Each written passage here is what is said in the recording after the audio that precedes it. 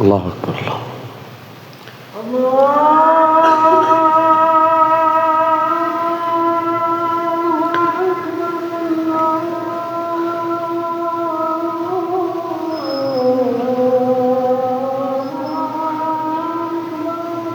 الله أكبر. أشهد أن لا إله إلا الله.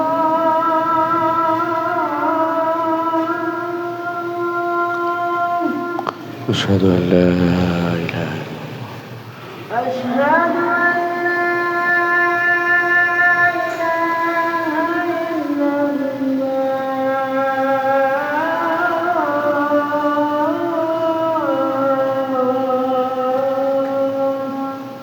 أشهد أن لا أشهد أن محمدا رسول الله.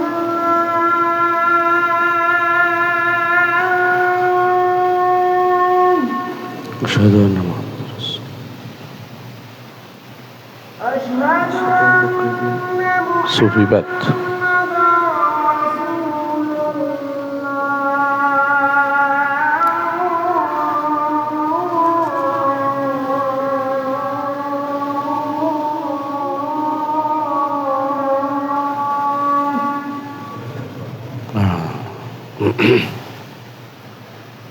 حي على السلام.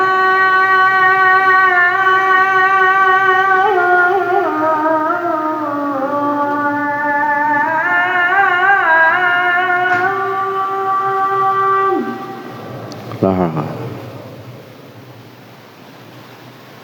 حي على السلام.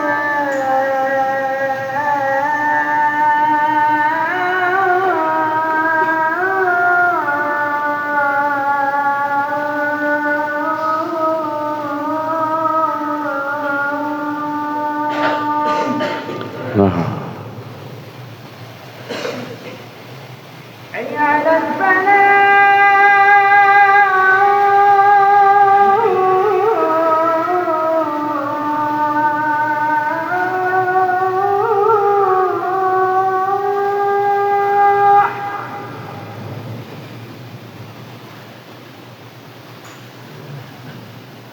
حي على الفلاح.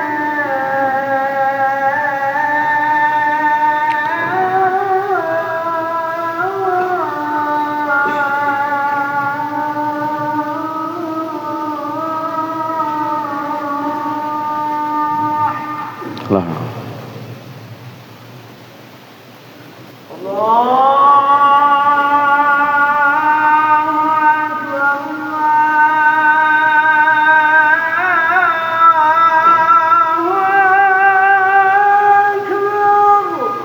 لا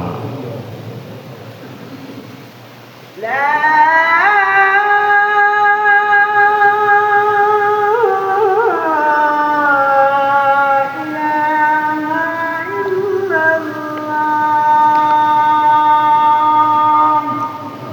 إله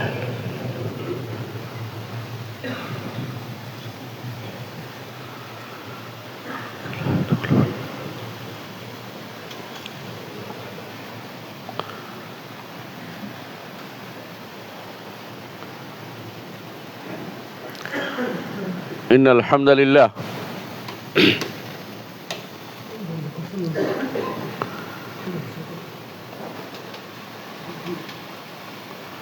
إن الحمد لله نحمده ونستعينه ونستغفره ونعوذ بالله من شرور أنفسنا ومن سيئات أعمالنا من يهده الله فلا مضل له ومن يضلل فلا هادي له وأشهد أن لا إله إلا الله وحده لا شريك له وأشهد أن محمدا عبده ورسوله أما بعد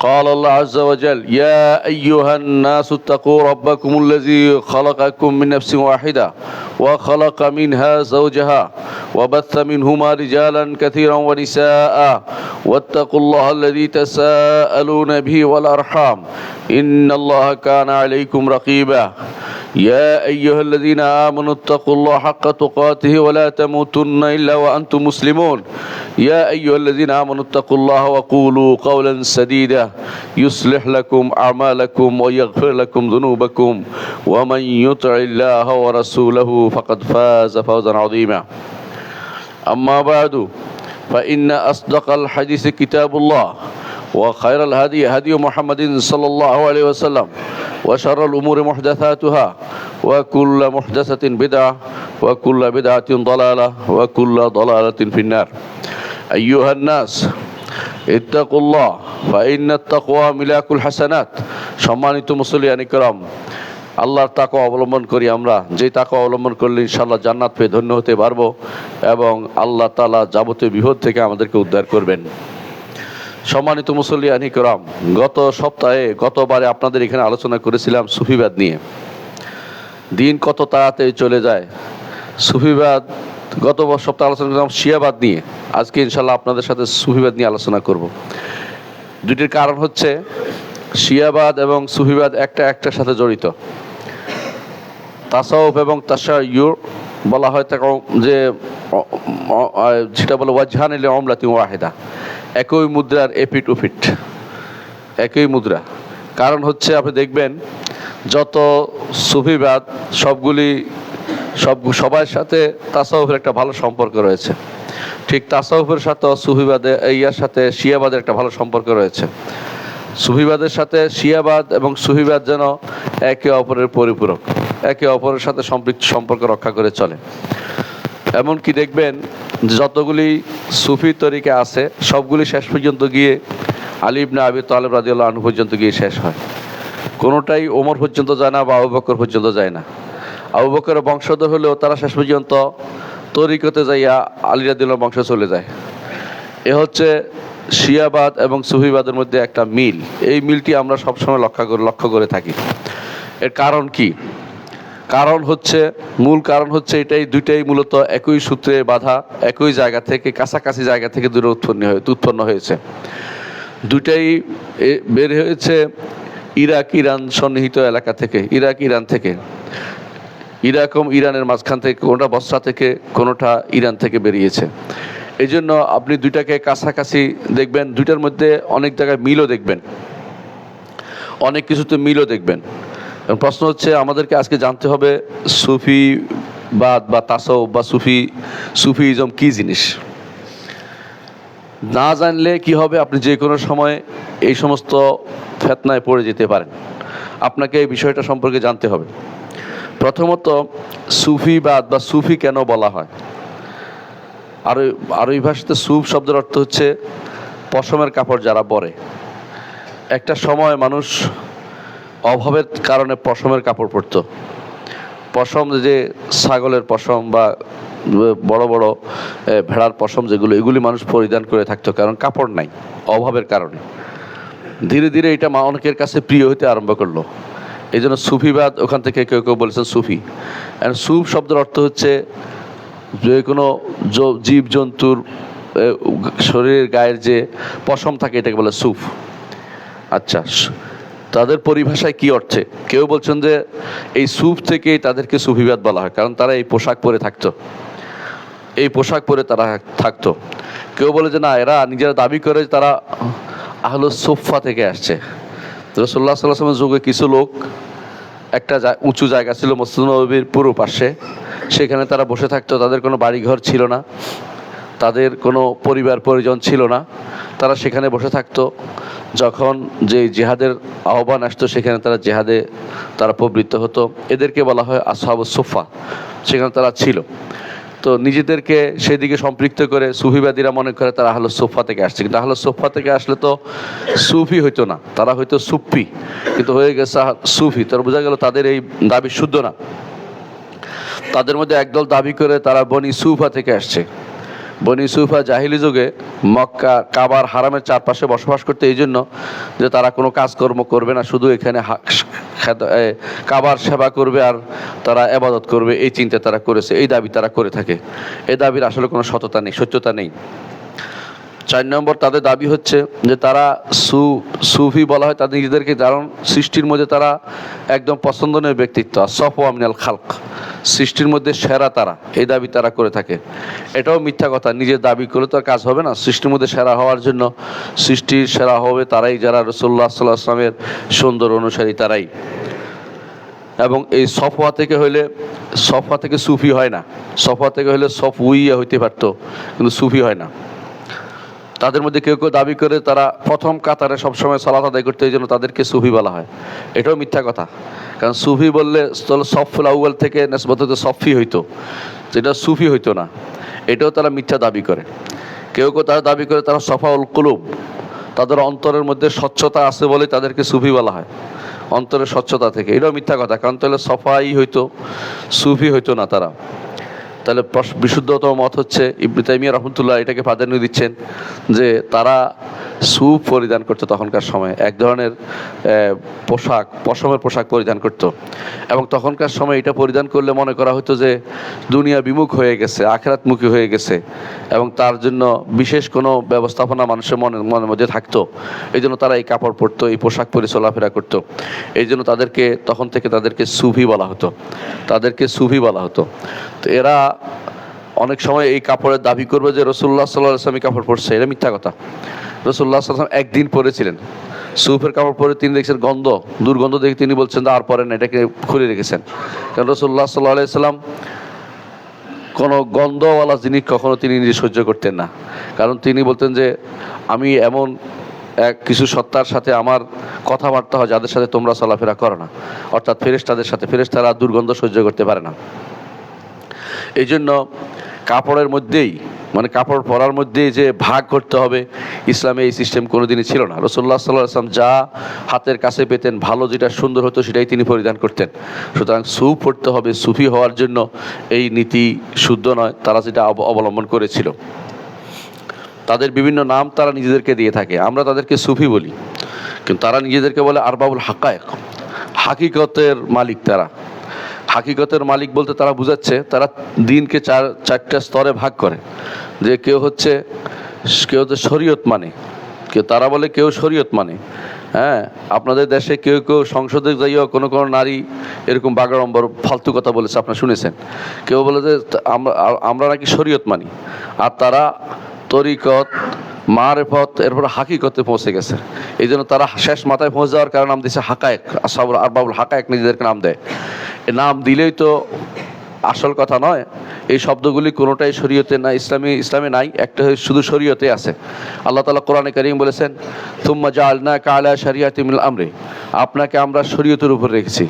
শরীয়ত ছাড়া বাকি যেগুলি তারা বলে থাকে যে তরিকত বা মারেফত বা হাকিকত, এই তিনটার কোনো অস্তিত্ব কোরআন এবং সুন্নাহয় আসেনি। তো এই নামগুলিও দেয়া আসলে ইসলামী শরীয়তে বৈধতা নেই। এগুলি তারা নিজেদের পক্ষ থেকে তারা বানিয়ে বলছে। তাদের আরেক নাম তারা নিজেরা বলে ফোকারা।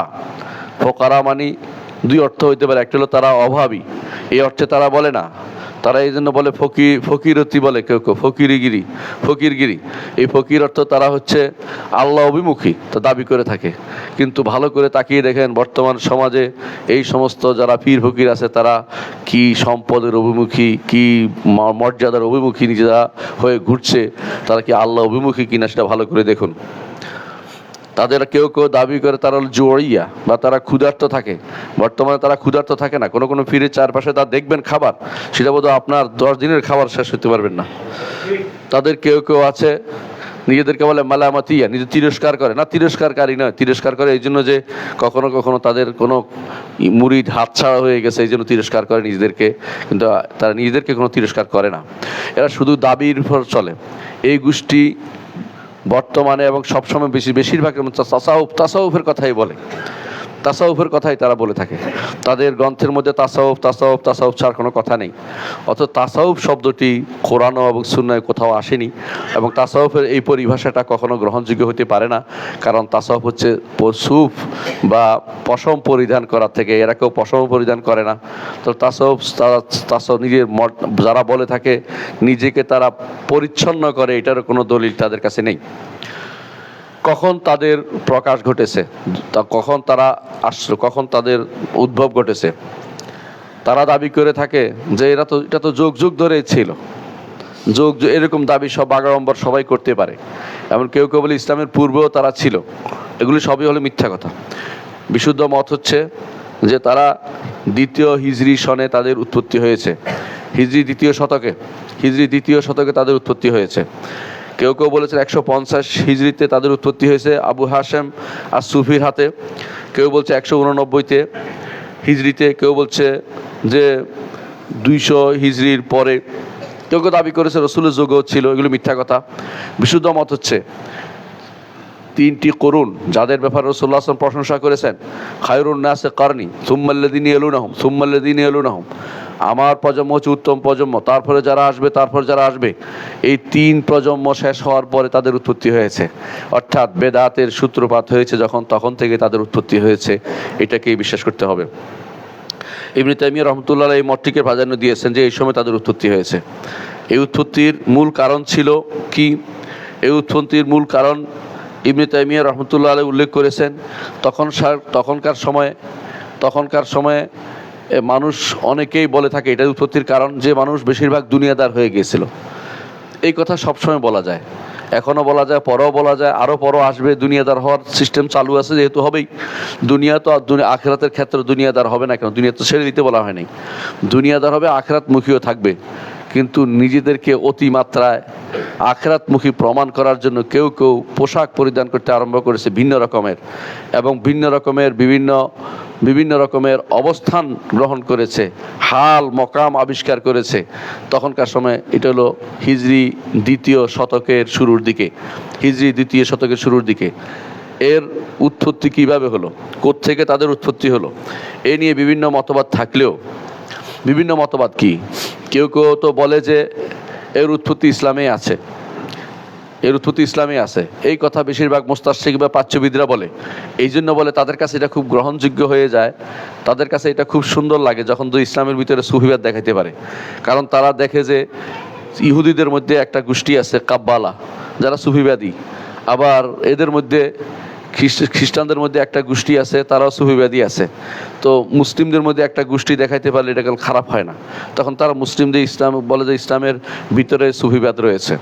ইসলামের ভিতরে সুফিবাদ নেই, ইসলামের ভিতরে আছে জুহুদ ও তাকওয়া। যদি কেউ অনুসরণ করে এটাকে কোনোভাবে ইগনোর করা যাবে না। এটা রাসূলুল্লাহ সাল্লাল্লাহু আলাইহি ওয়াসাল্লাম আদর্শ, তবে সেটা সুফিবাদ নাম দেওয়া যাবে না। ইসলাম নামের ক্ষেত্রেও গুরুত্বপূর্ণ দিক নির্দেশনা দিয়েছে। ইসলামের আপনি যা ইচ্ছে তা ভিন্ন নাম দিবেন তা হতে পারে না। নাম দেওয়ার ক্ষেত্রে অবশ্যই আপনাকে জানতে হবে এই নামের অস্তিত্ব ইসলামে কোথায় আছে বা কিভাবে আছে, এটা খুঁজতে হবে ইসলাম কোরআন এবং সুন্নাহর ক্ষেত্রে। নিজের পক্ষ থেকে কোনো নাম দিলে আপনি সেই নামের মাধ্যমে আলাদা একটা গোষ্ঠী বলে বিবেচিত হবেন, ইসলামের মধ্যে থেকে আপনি একটা ফেরকা আবিষ্কার করে ফেলবেন। এই জন্য নামের ক্ষেত্রে আপনাকে সাবধান হতে হবে। যদি কেউ জুহুদ ও তাকওয়ার দিকে সম্পৃক্ত করে, ভালো জিনিস, কোরআন এবং সুন্নাহ নির্দেশিত জিনিস, কিন্তু এর মাধ্যমে নিজেকে আলাদা দল করতে পারবেন না। কারণ প্রত্যেকটি গোষ্ঠী জুহুদ ও তাকওয়া, প্রত্যেকটি ব্যক্তি জুহুদ ও তাকওয়া অবলম্বন করতে আদিষ্ট, সেখানে আলাদা কোনো দল হওয়ার সুযোগ নাই। কিন্তু তারা নিজেদেরকে আলাদা দল করে নিয়েছে, গোষ্ঠীভুক্ত করে নিয়েছে। এই জন্য নাম দিয়েছে সুফিবাদ এদেরকে নাম দিয়েছে। কিভাবে ওদের উৎপত্তি হলো?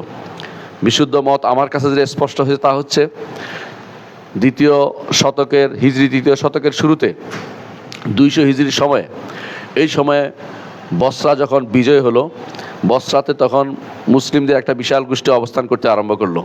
তখন তারা ছিল বেশিরভাগ নও-মুসলিম।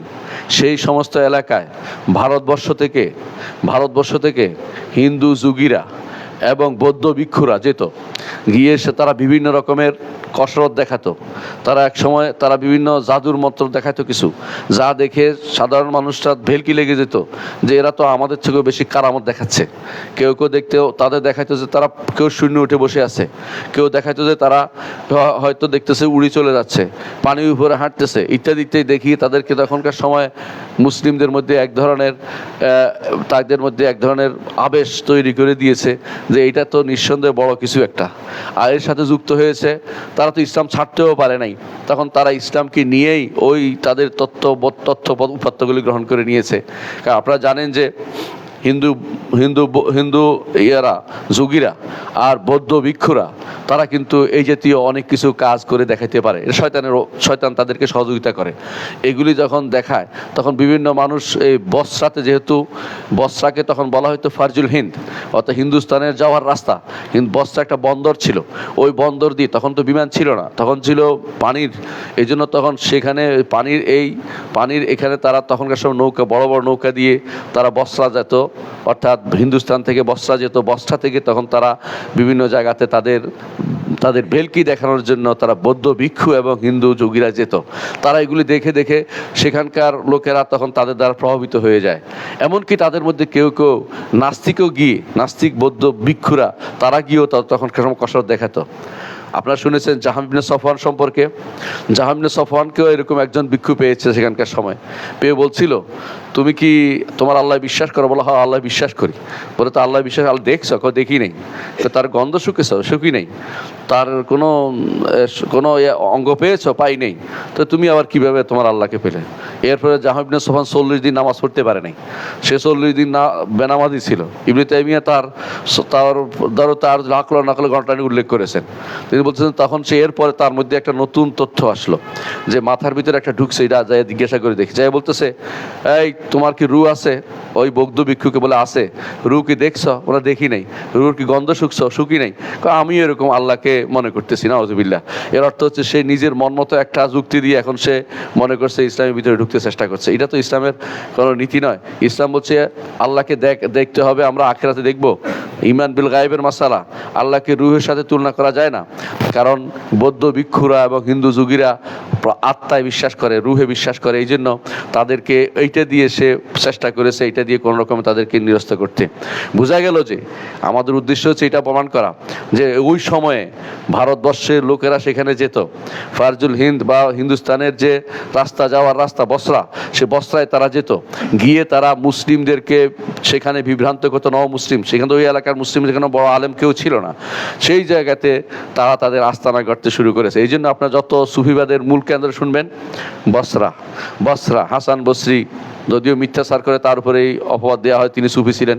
তিনি সুফি ছিলেন না, তিনি মুহাদ্দিস ছিলেন, মুফাসসির ছিলেন, আলেম দ্বীন ছিলেন, মুজাহিদ ছিলেন। তার নামে মিথ্যা কথা বলা হয় তিনি বসরি ছিলেন। এমনরূপভাবে আরেক বসরি বলা হয় রাবেয়া বসরি। আপনারা শুনেছেন যত বসরাতে যত সুফিবাদের উৎপত্তি হয়েছে, কারণ হচ্ছে সেখানে গিয়ে এরা এই সমস্ত কসরত দেখাতো আর মানুষদেরকে বিভ্রান্ত করত। মানুষ মনে করতো এরা যেভাবে কিছুই নাই, শরীরের মধ্যে কাপড় একটা পরে আছে, আমাদেরকেও সেরকম কাপড় পরে থাকতে হবে, আমরাও তাদের মতো ঘুরে ঘুরে বেড়াবো, ঘুরে খাবো, এই চিন্তা ভাবনা করে তারাও সুফিবাদে ঢুকে পড়ে। এইভাবেই মুসলিমদের মধ্যে এই সুফিবাদ তাসাউফ ঢুকে পড়ে। এই তাসাউফ যেটা এখন বর্তমানে আছে মুসলিম বিশ্বে, তাসাউফ যা প্রচলিত আছে, এর সাথে ইসলামের কোনো কানাকড়ির সম্পর্ক নেই, সামান্যতম কোনো সম্পর্ক নেই। পুরোটাই অমুসলিমদের বিভিন্ন রকমের কসরত ছাড়া কিছুই নয়। তেমনিভাবে এই জাতীয় কসরত কিন্তু অন্য দিক থেকেও মুসলিমদের মধ্যে ঢুকেছে। সেটা হচ্ছে যখন বিভিন্ন দর্শন অনুবাদ হয়েছে, তখন বিভিন্ন দর্শন থেকেও সুফিবাদ দর্শনটা মুসলিমদের মাঝে ঢুকে পড়েছে। কারণ বিভিন্ন দর্শনের মধ্যে এই খ্রিস্টানদের মধ্যেও একটা গোষ্ঠী, তারা এই দর্শনে বিশ্বাসী ছিল, সুফি দর্শনে বিশ্বাসী ছিল। আপনারা রাসূলুল্লাহ সাল্লাল্লাহু আলাইহি ওয়াসাল্লাম তাদের সম্পর্কে বলেছেন যে আপনি বাকায়া তাদেরকে দেখতে পাবেন, বিভিন্ন তাদের মঠের মধ্যে তারা অবস্থান করছে। রাসূলুল্লাহ সাল্লাল্লাহু আলাইহি ওয়াসাল্লাম যেভাবে বলেছেন, ঠিক অনুরূপভাবে এদের মধ্যে একটা বিরাট গোষ্ঠী আছে, তখনকার সময় থেকে বিয়ে করতো না, এখন এখনও তারা দেখবেন যে বিয়ে না করে ঘুরে বেড়াচ্ছে, অনেক নারী পুরুষ এই অবস্থায় তারা বিচরণ করছে। এরা সুফিবাদে ঢুকে পড়েছে। আল্লাহ তাআলা কোরআনে কারীম বলে দিয়েছেন, ওয়ারাহবানিয়াতান ইবতাদাউহা মা কাতাবনা আলাইহিম ফামা রাউ হাক্কা রিআয়াতিহা। আল্লাহ বলছে রাহবানিয়া, এই বৈরাগ্যবাদ আমি তাদের উপর লিখে দেইনি, নিজেরা ইখতারাউহা, নিজেরা এটাকে বানাইছে, নতুন করে তৈরি করেছে। ইবতাদাউহা ইখতারাউহা, নিজেরা এটাকে নিজেরা তৈরি করে নিয়েছে। ঠিক অন্য ধর্মে এরকম কিছু কিছু লোক যখন দুনিয়া বিমুখতা অবলম্বন করতে চায়, নিজেরা একটা কিছু তৈরি করে নেয়, তখন এদের দেখা দেখি মুসলিমদের মধ্যে একটা গোষ্ঠী সেটা তৈরি করে নিয়েছে। এরাও এটা কারণ বিভিন্নমুখী উৎস থেকে এই এই এই সুফিবাদের উৎপত্তি হয়েছে। তাদের মধ্যে আপনি পাবেন একদিকে সেটাকে আপনি বৌদ্ধদের জিনিস থেকে তাদের মধ্যে পাবেন, আপনি আশ্চর্য হবেন। একই ঘটনা, যেই ঘটনা ইব্রাহিম ইবনে আদহামের ঘটনা আপনারা শুনেছেন। ইব্রাহিম ইবনে আদহাম রাতের বেলা নাকি বললাম এই জন্য এই সমস্ত ঘটনার কোনো অস্তিত্ব আসলে সত্যিকার প্রমাণ নেই। তিনি নাকি রাতের বেলা ঘরে আবাদত করতেছেন, তো উপরে শব্দ শুনছে, বলে কে শব্দ করছে। তো তিনি রাজা ছিলেন, তিনি বললেন যে আমার উপরে কে খটখট করতেছে, বলে তুমি ঘরে কি করতেছো, বলে আবাদ করতেছি। বলে আমি উপরে ঘোড়া খুঁজতেছি, উট খুঁজতেছি। বলে ছাদের উপরে উট কীভাবে পাওয়া যায়, তাহলে ঘরে থেকে তুমি আল্লাহকে কীভাবে পাবে? এই জাতীয় ঘটনা তারা বলে। এই ঘটনাকে ঠিক একই ঘটনা আপনি পাবেন বৌদ্ধের মধ্যে। বৌদ্ধের একই ঘটনা আপনি পাবেন, যে বৌদ্ধ সে ঘরে কপিলা বস্তুতে তার হয়েছিল ঘরের মধ্যে সে বসে ধ্যান করছিল, উপর থেকে শব্দ শুনছে। এই একই ঘটনা, বলতে পারেন গল্পের রূপান্তর। এরা কি করে, এই জন্য কারণ হচ্ছে সুফিবাদ বেশিরভাগ ঘটনা দেখবেন যে অন্য ধর্মে আছে, সেটাকে রূপান্তর করে তাদের ইসলামের ভিতরে নিয়ে এসে সেটাকে তারা নতুন একটা রূপ দিতে চেষ্টা করেছে। ইসলামের এগুলি কোনো প্রয়োজন নেই। ইসলাম দিনুন কামেল, পরিপূর্ণ দিন। এখানে বাইরের থেকে কোনো কিছু ধার করা, কোনো গল্প আনার কোনো সুযোগ নেই। এই গল্পগুলো দিয়ে মানুষকে তারা বিভ্রান্ত করে যাচ্ছে। এর অর্থ হচ্ছে আপনি দেখতে পাবেন এই সুফিবাদে এই সুফিবাদের উৎস হিন্দু ধর্ম থেকে যেমন আসছে, বৌদ্ধ ধর্ম থেকে আসছে, তেমনিভাবে খ্রিস্টান ধর্ম থেকে আসছে, ইহুদি কাব্বালাদের থেকে আসছে। অনুরূপভাবে যে সমস্ত মানুষ বিভিন্ন দর্শনে বিশ্বাসী ছিল, অর্থাৎ গ্রিক দর্শন বা বিভিন্ন দর্শন থেকে, সেখান থেকে ওই শব্দ এসেছে। এই জন্য সুফিবাদকে বলা হয় সুফা, অর্থাৎ তারা মুহিব্বুল হেকমতকে যারা ভালোবাসে তারা সুফি অবলম্বন করছে, এটাও কেউ কেউ বলেছে।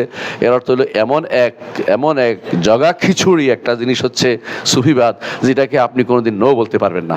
এর কারণ কি, তারা উৎস হিসাবে মনে করে যে যত কিছুই বলা হোক না কেন, কোনো কিছুই নো নাই, হতে পারে তাও হতে পারে। এটা অনেকটা হিন্দু ধর্মের বর্তমান যে রূপ, তারা কি বলে, যত মত তত পথ, তাদের কাছেও যত মত তত পথ, একই রকম।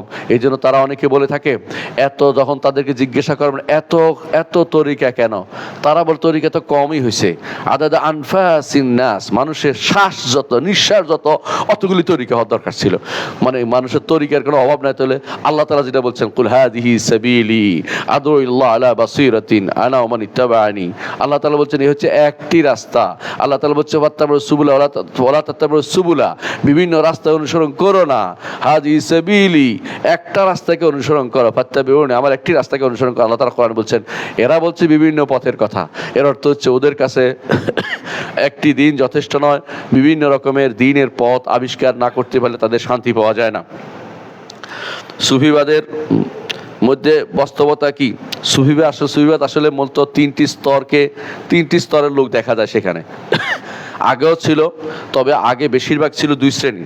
এক শ্রেণী তারা কাপড়ে, পোশাকে, আদব আখলাকে তারা এটা অবলম্বন করত। এদেরকে বলা হয় সুফিয়তের রসম। ইবনে তাইমিয়া রাহমাতুল্লাহ 3 ভাগে ভাগ করেছেন সুফিবাদকে। সুফিয়তের রসম অর্থাৎ পোশাক আশাকে, এবাদতে বিভিন্ন রকমের তরিকা তারা এখতিয়ার করতো, এরা সুফিয়তের রসম বলা হয়। এদের মধ্যে প্রথম বেদাত ছিল না, তারা এবাদতের মধ্যে লিপ্ত থাকতে পছন্দ করত। পরবর্তী তাদের মধ্যে নতুন জিকির আবিষ্কার হয়েছে, নতুন পোশাক আবিষ্কার হয়েছে, নতুন চিহ্ন আবিষ্কার হয়েছে। কেউ এখন তো চিহ্ন কি করে জানেন, রসুলের জুতা, রসুলের জুতার ছবি নালাইনির শরীফ কপালে অথবা টুপির মধ্যে লাগাই রাখতে হবে। কে এটা আবিষ্কার করলো? কত বড় বেদাত, কি চিন্তা করে দেখেছেন? শুধু বেদাত নয়, এটা তো গুনার কাজ।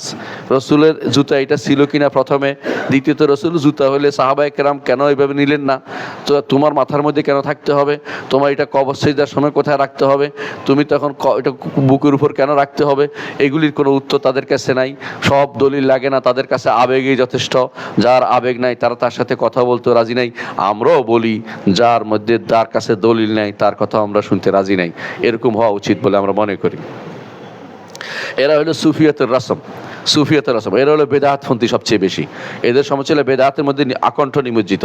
এদের কোনো বেদাত শিরকের মধ্যে তো কখনো নিয়ে যায় তাদেরকে, এবং তারা তারা আবিষ্কার করে, অর্থাৎ তারা শরীয়ত নিজেরা প্রবর্তন করে, অনেক রকমের শরীয়ত তারা দাবি করে। এদের মধ্যে কেউ কেউ নতুন নতুন ইবাদত দাবি করে, যেমন তাদের মধ্যে তারাই আবিষ্কার করেছে যে 15ই শাবান ইবাদত, তারাই আবিষ্কার করেছে লাইলাতুল মেরাজের ইবাদত, তারাই এই জাতীয় ইবাদতগুলো তারা আবিষ্কার করে। তারা বেশিরভাগ বেদাতের মধ্যে বেশি লিপ্ত ছিল। এরা হলো আগেকার যারা অবস্থানে ছিল তারা।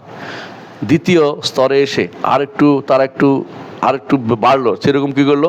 তারা বিভিন্ন জায়গায় খানকা তৈরি করলো। এই খানকাগুলি এখন বর্তমান নাম হয়েছে বসিবার স্থান। দেখবেন যে অমুক তরিকার বসিবার স্থান, ওখানে কেন বসতে হবে? ওখানে ওই জায়গা কে দিল তাদেরকে? কোন তরিকার লোক এখানে বসবে? কোরআন এবং সুন্নাহর অবস্থান অনুসারে ইমানদারের জায়গা হবে মসজিদ, অথবা ইমানদারের জায়গা হবে পাঠদানের এলাকা, মাদ্রাসা। তারপর যেখানে পাঠ দিবে এখানে বসিবার স্থান, অমুক তরিকার লোকের বসিবার স্থান। এই জাতীয় যারা আবিষ্কার করেছে সবই হচ্ছে এই শয়তানদের কারখানা।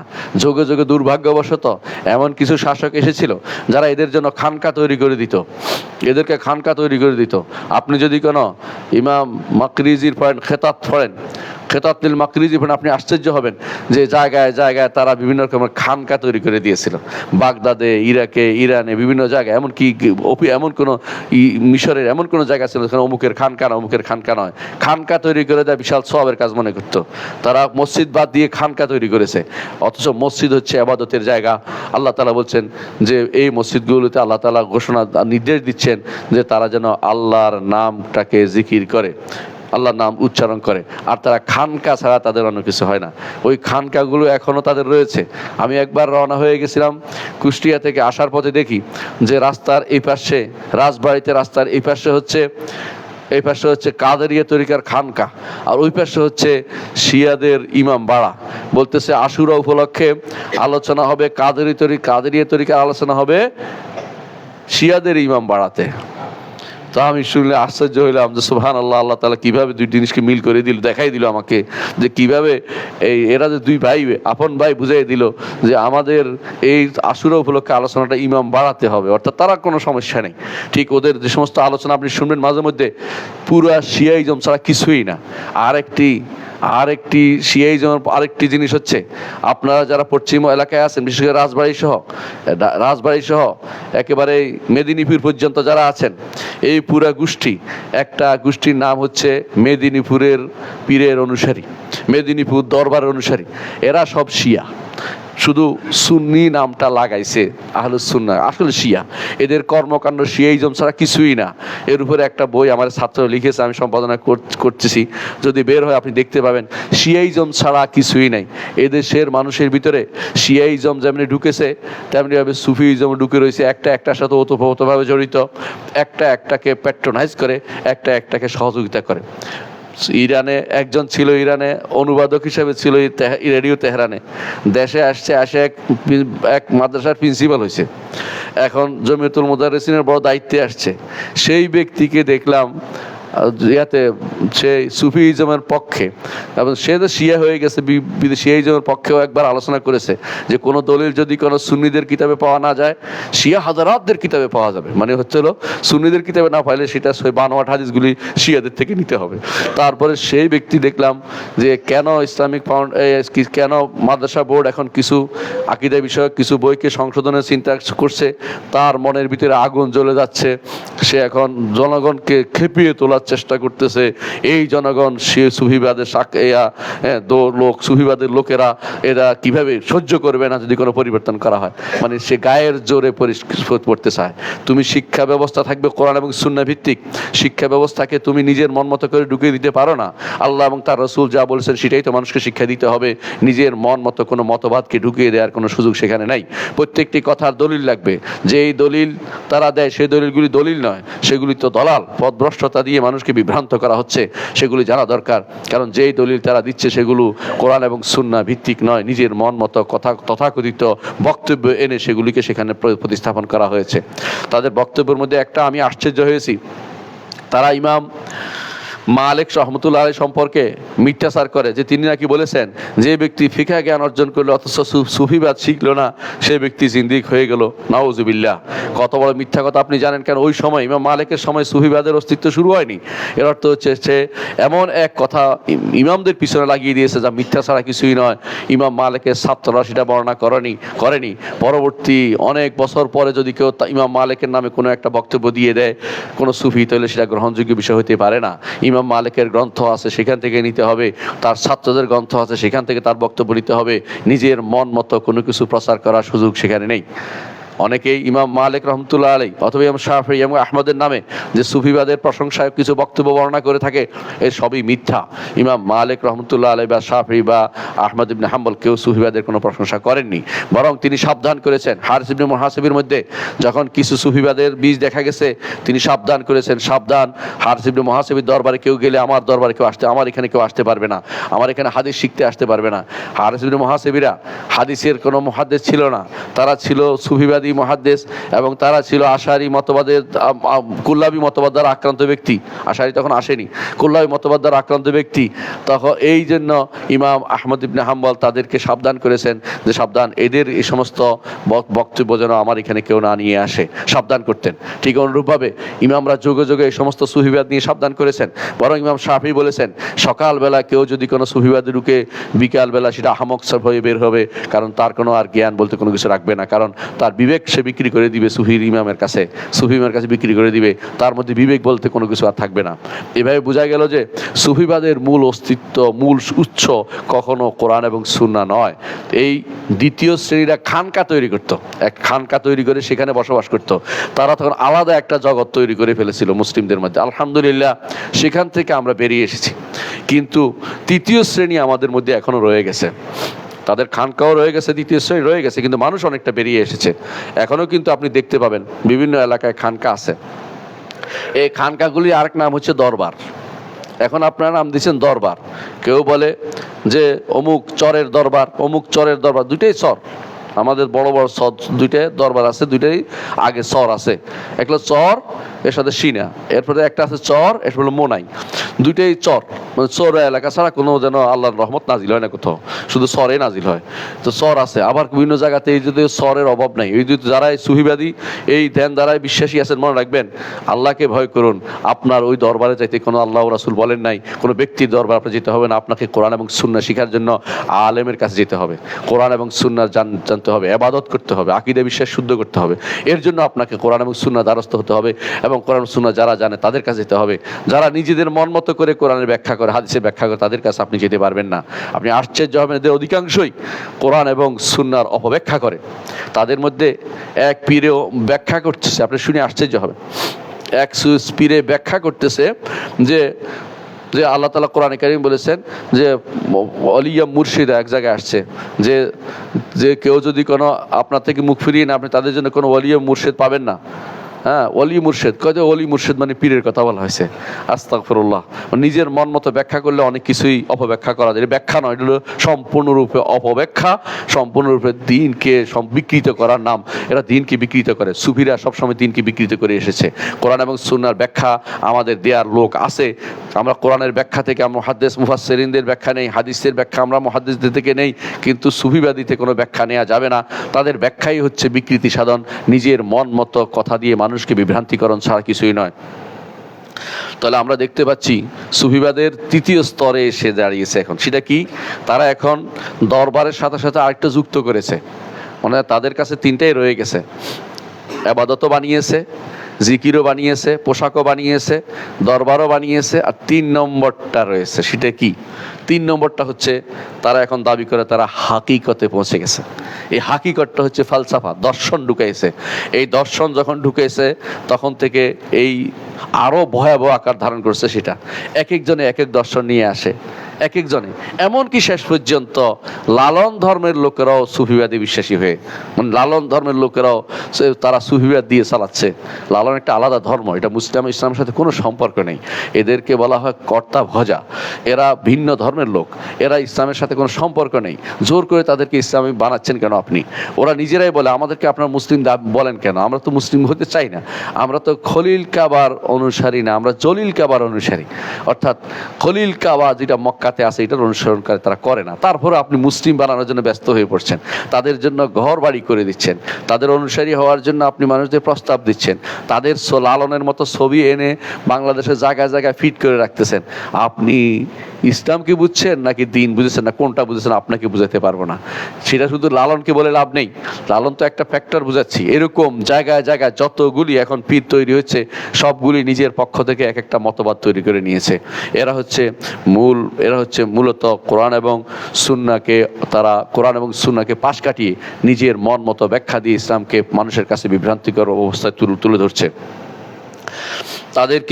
তাদের মূলনীতিগুলি আপনারা বুঝতেই পারছেন। তাদের মূলনীতি কি? তাদের মূলনীতির মূল কথা হচ্ছে এটাই, সেটা হচ্ছে আমি যা বুঝি সেটা হচ্ছে দিন, মানে নিজে যা বুঝে সেটা হচ্ছে ধর্ম। এই জন্য নিজের মন মতো করে ব্যাখ্যা করে। কেউ জিকির বানায়, কেউ লা ইলাহা ইল্লাল্লাহ বলে, কেউ ইল্লাল্লাহ বলে, কেউ আল্লাহ আল্লাহ বলে, কেউ লা ইলাহা ইল্লাল্লাহ শুদ্ধ ছিল, কোনো সমস্যা ছিল না, কিন্তু এটা পড়ার সিস্টেমটা আলাদা। ইল্লাল্লাহ মানে অর্ধেক উপরে টানতে হবে, অর্ধেক নিচে ফেলতে হবে। তারা কি করতে হবে? নফসের মধ্যে দরবা লাগাইতে হবে। নফস বুঝেন তো, নিজের আত্মার মধ্যে ধাক্কা দিতে হবে। আত্মা কোথায় পেয়েছে ধাক্কা দিতে? এরপরে হিন্দু ধর্ম আমি খুঁজে পেলাম যেটা কোথায় আছে। এটা হিন্দু ধর্মের কুণ্ডলিনী উপর তারা আঘাত করা। হিন্দু ধর্মের মত হচ্ছে যে মানুষের বসার সর্বশেষ জায়গা হচ্ছে একটা কুণ্ডলিনী থাকে, যেখানে মানুষ বসলে যার উপরে বসে, আপনার বসার পর যেখানে, এগুলো কুণ্ডলিনী বলে। তো আপনি যখন বসেন কোনো ধাক্কা লাগে তো কুণ্ডলিনীর উপর ধাক্কাটা পড়ে। এই জন্য হিন্দু ধর্মের কথা হচ্ছে এইটাকে যতক্ষণ পর্যন্ত কেউ বিভিন্ন শব্দ দিয়ে আঘাত করতে করতে, একজন যোগী, একজন যে সে এটা আঘাত করতে পারে, একসময় সে পূর্ণতায় পৌঁছতে পারে। এই বক্তব্য আমার নয়, এই বক্তব্য আবু রায়হান আল বাইরুনি, যে বড় গবেষক ছিলেন, সে হিন্দু ধর্মের উপর একটা বই লিখেছে, তাহকিকু মালিল হিন্দ মিন মাকবুলা মিন মাকুলা মাকবুলাতিন ফিল আকলা ও মারদুলা। এই গ্রন্থের মধ্যে তিনি এটা উল্লেখ করেছেন। তখনই বুঝলাম যে সুফিবাদ হিন্দু ধর্ম থেকে জিকিরটাও নিয়েছে, এবং জিকিরটার কি নিয়েছে, কিভাবে করতে হবে, তরিকাতুজ জিকিরের পদ্ধতিটাও হিন্দু ধর্ম থেকে নিয়েছে। এবং সেটা নয়, সুফিবাদের যে সমস্ত আচার আচরণ ও মুরিদার শেখের যে চিন্তা চেতনা, এগুলি পরিপূর্ণভাবে হিন্দু ধর্ম থেকে নিয়েছে। আপনি যদি উপনিষদ পড়েন, উপনিষদ কিভাবে পড়তে হবে, উপরে বসিয়া নিচে ছাত্রকে যেই শিক্ষা প্রদান করা হয়, এটার নাম হচ্ছে উপনিষদ। অর্থাৎ উপরে বসবে শেখ, নিচে বসবে ছাত্ররা, এরপরে যেভাবে শিক্ষা দিবে, যেই পদ্ধতি, এটার নাম হচ্ছে উপনিষদ। তো সেই পদ্ধতিতেই সুফিরা তাদের মুরিদদেরকে শিক্ষা দিয়ে থাকে। সেখানে কোনো প্রশ্ন তোলার কোনো সুযোগ নেই। প্রশ্ন তুললে আপনি আর কোনোদিন হেদায়েত প্রাপ্ত হইতে পারবেন না। মানে এই জন্য তারা বলে একজন মুরিদ তার পীরের কাছে সেরকম থাকবে যেরকম একজন মৃত মানুষকে গোসল দেওয়ার সময় গোসলদাতার হাতে মৃত মানুষ যেভাবে থাকে, নড়াচড়া করতে পারবে না, আউযুবিল্লাহ, সেরকম। এবং তাদের মধ্যে অনেকে মনে করে, পীর যদি মনে করে যে তোমার এই ইয়াটা সাজ্জাদাটা, অর্থাৎ তোমার যে নামাজের মুসল্লাটা নিয়ে মদের পাত্রে ঢুকে যায় না, তারপরে এরপরে নামাজ পড়ো, তোমাকে সেটাও করতে হবে না, আউযুবিল্লাহ। এর অর্থ হচ্ছে তারা এটা কেন বলে, তারা পীর সাহেবের কোনো কথা আপত্তি করলে তুমি শেষ হয়ে যাবে। প্রত্যেকটি পীরের বক্তব্যই তাই। এটা বলে তারা পীরে মাগা পীর বলে। এই শুনে শব্দ এটা আপনারা শুনে থাকবেন এর আগেই। আমি শুধু সংক্ষেপে ইঙ্গিত করছি এটাই, যে এরা হচ্ছে বিভ্রান্ত দলের বিভ্রান্ত গোষ্ঠী। এদের বিভিন্ন আকিদা কি? এদের আকিদা হচ্ছে 1 নম্বর আল্লাহ সম্পর্কে আকিদা। আল্লাহ সম্পর্কে তাদের আকিদা হচ্ছে, এদের মধ্যে যারা দার্শনিক এরা মনে করে আল্লাহ আসলে আলাদা কোনো সত্তা নেই। আল্লাহ সৃষ্টির ভিতরে একই জিনিস আছে, একই সত্তা। এদেরকে বলা হয় ওয়াহদাতুল উজুদ বলে। এই ওয়াহদাতুল উজুদের কায়েল ছিল ইবনে আরাবি, যাদেরকে আপনাদের সুফিবাদে এদেরকে বলা হয় শেখ আকবর, বড় শেখ। বড় শেখ, এদেরকে বলা দরকার ছিল শেখ আকফর, বড় কাফের শেখ হচ্ছে ইবনে আরবি। ইবনে আরবি যে বড় ধরনের কুফরি করেছে এই কথা আমি বলি নাই, যুগে যুগে হানাফি আলেমরা বলেছে এবং হানাফি আলেমরা এর বিরুদ্ধে বই লিখেছে। ইমামরা এর উপরে বই লিখে তারা এটা সাবধান করেছেন যুগে যুগে, যে এমনকি ইমাম জাহাবি বলতেছেন যদি তার কিতাব ইবনে আরবির কিতাবের মধ্যে যদি কোনো শিরিক না থাকে, আমি জানি না পৃথিবীর কোথাও শিরিক আর কোথায় পাওয়া যাবে। অর্থাৎ এত বেশি শিরিক এটা আর কোনো বলার কোনো অপেক্ষা রাখে না। ইবনে আরবির বইয়ের মধ্যে শুধু শিরিক আর শিরিকের ভর্তি, অথচ ইবনে আরবির বক্তব্য দিতে গেলে হুজুররা সারাদিন ধরে দেয়। এরা মনে করে যে আল্লাহ তাআলা স্রষ্টা এবং সৃষ্টি একই রকমের। এরা তখন ফালসাফা দর্শনে ঢুকে গেছে, এর নাম হচ্ছে হাকিকত তারা বলা হয়। এরা তো হাকিকত যখন বলে, যে ব্যক্তি বলে হাকিকত কি, হাকিকত বলতে তারা এটাই বোঝায় নারী পুরুষ পার্থক্য নেই, গরু ছাগল পার্থক্য নেই, হাঁস মোরগ পার্থক্য নেই, হ্যাঁ আরো কি বোন ভাই পার্থক্য নেই, নাউজুবিল্লাহ, মা ছেলে পার্থক্য নেই, সব একই জিনিস এবং সব স্রষ্টাময়, নাউজুবিল্লাহ। এরাই হচ্ছে এই ওয়াহদাতুল উজুদের কায়েল বা সর্বেশ্বরবাদীদের, তারা হচ্ছে এই প্রবক্তা। এরা এই জায়গায় পৌঁছে গেলে তাদেরকে বলা হাকিকতে পৌঁছে গেছে তিনি। এরপরে দেখবেন যে তারা আবার ইবাদত করতেছে না। ইবাদত কেন করবো? আমি তো সে আমি কার ইবাদত করব? এই জন্য তারা বড় বড় কবিতা রচনা করে এর উপরে, এরপরে কবিতা রচনা করে। এদের মধ্যে বিখ্যাত হচ্ছে ইবনে আরবি, ইবনে হুদ, তিলমিসানি, এদের নিজে বিভিন্ন রকম নাম করে। আফিফ বলে, এর শাইখুল ইসলাম বলতে ফাজির তিলমিসানি। সে অনুরূপভাবে এই জাতীয় লোকেরা সবগুলি হচ্ছে পথভ্রষ্ট। এদের আরেকটি আকীদা হচ্ছে হুলুল, আল্লাহ নেমে এসে কারোর ভিতরে প্রবেশ করে, তারা বিশ্বাস করে। যারা এই হাল্লাজকে প্রশংসা করে তারা সবাই আকীদা বিশ্বাস করে। অর্থাৎ আল্লাহ কখনো কখনো সৃষ্টির ভিতরে এসে ঢুকে যায়, কোনো ব্যক্তির ভিতরে ঢুকে তার কাজ করে দিয়ে যায়, নাউজুবিল্লাহ। এই জাতীয় বিশ্বাস তারা হুলুল, যত হাল্লাজের যত প্রশংসাকারী সবাই আকীদা বিশ্বাস করে। হয় জানে না, নয় জেনে শুনে বিশ্বাস করে, দুইটা একটা হবে। হয়তো হাল্লাজ এই আকীদা পোষণ করতো, হাল্লাজ মনে করতো যে স্রষ্টা এসে তার ভিতরে ঢুকেছে, নাউজুবিল্লাহ। আরেকটি গোষ্ঠী তাদের আছে যে তারা বলে যে না, আমরা আসলে ওয়াহদাতুল উজুদে বিশ্বাসী না, ওয়াহদাতুল শুহুদে বিশ্বাসী। শুহুদটা কি? সেটা হচ্ছে ফানা ফিল্লাহ, আমি আলাদা ছিলাম কিন্তু আমি স্রষ্টাতে ফানা হয়ে গেছি, স্রষ্টাতে আমি ওয়াহদাতুল, আবার এটাকে নাম দিছে যে ফানা ফিল্লাহ, হ্যাঁ। আবার এটাকে তারা বাড়তি নাম দিছে বাকা বিল্লাহ, অর্থাৎ এটা হচ্ছে এখন ওয়াহদাতুল শুহুদ, মানে এখন আমি জগৎ দেখতেছি, আগে দেখতে অন্ধ ছিলাম, যখন তার ভিতরে ঢুকছি, নাউজুবিল্লাহ, এখন আমি সব দেখতে পাচ্ছি। এই জাতীয় বিশ্বাস তাদের রয়েছে। এই বিশ্বাসে বড় বড় সুফিরাই বিশ্বাস করে এবং আশ্চর্য হবেন, আমি যার কথা একটু আগে বলেছিলাম, তাদের বইতে লিখেছে যে সুফিবাদীরা তাদের ক্ষমতা অনেক বেশি, যে সুফি পীরেরা তারা মরে গেলেও তাদের ক্ষমতা বেড়ে যায়। ওই আর্টিকেলের মধ্যে লেখা আছে, এই ইনকিলাবের আর্টিকেলের মধ্যে, তারা এটা দিয়ে মানুষকে খেপে তুলতেছে যে ওলি আল্লাহদের বিরুদ্ধে চলে যাবে মানুষ, অর্থাৎ শিরকির বিরুদ্ধে কেন যাবে, তার কষ্ট আর যেন দেখার কেউ নেই, তার কষ্ট মরে যাচ্ছে, সে যে শিরকে আকণ্ঠ নিমজ্জিত, এটা তাকে কে বুঝাবে? এটা যে ব্যক্তি মনে করবে কবরওয়ালা কোনো উপকার করতে পারে, সে ব্যক্তি মুশরিক, কোনো সন্দেহ নেই। তারা মিথ্যাচার করার জন্য বলে যে রাসূলুল্লাহ সাল্লাল্লাহু আলাইহি ওয়াসাল্লামকে আমরা যারা সহিহ আকীদা ও মানহাজে বিশ্বাস করি, রাসূলুল্লাহ সাল্লাল্লাহু আলাইহি ওয়াসাল্লামকে আমরা মনে করি তিনি মাটি হয়ে গেছেন, এই কথা আমরা কোনোদিন বলেছি? মিথ্যা কথা আমরা কোনোদিনই বলি নাই। রাসূলুল্লাহ সাল্লাল্লাহু আলাইহি ওয়াসাল্লামের তার শরীর মাটি খাবে না, রাসূল বলে দিয়েছেন, কারণ নবীদের শরীরকে মাটি খায় না। কিন্তু তাই বলে রাসূলের কাছে চাওয়া জায়েজ না, এটা আমরা বলি, হ্যাঁ এটা সত্য। কিন্তু তারা কি করে, মানুষকে আগুন লাগিয়ে দেওয়ার জন্য মিথ্যা অনেকগুলো কথা এনে লাগিয়ে দেবে এটার সাথে, এইগুলো হচ্ছে তাদের মিথ্যাচার। তারা কি করে, শিরিক এবং বেদাতকে একসাথ করে ফেলে, কখনো মিথ্যাচার করে আহলুস সুন্নাত ওয়াল জামাতের মতের বিরুদ্ধে তারা মিথ্যাচার করতে সোচ্চার থাকে। মিথ্যাচার না করলে তাদের কোনো ঘুমই হয় না, কারণ তারা জানে যে হক কথা বললে কোরআন সুন্নাহর সাথে মিশে যাবে, মিথ্যাচার করে আগুন লাগাতে হবে। এই মিথ্যাচার করেই তো কোপ দিতে আসছে একজন, দেখেন আপনারা, যে একজন ইমামকে কোপ দিয়েছে, কারণ কি? মিথ্যাচার করতে গেছে, যে ইমাম সাহেব এটা বলেছে, ইমাম সাহেব এটা বলে নাই, তারপরে বলাচ্ছে এবং নিজের মন মতো ব্যাখ্যা দাঁড় করিয়েছে যে কোরআনে মিলাদের কথা আছে, কোরআনে কোথায় মিলাদের কথা আছে, এত বড় ডাহা মিথ্যা কথা সে কোরআনে মিলাদের কথা আবিষ্কার করেছে, অর্থাৎ তার মন মতো ব্যাখ্যা তৈরি করেছে।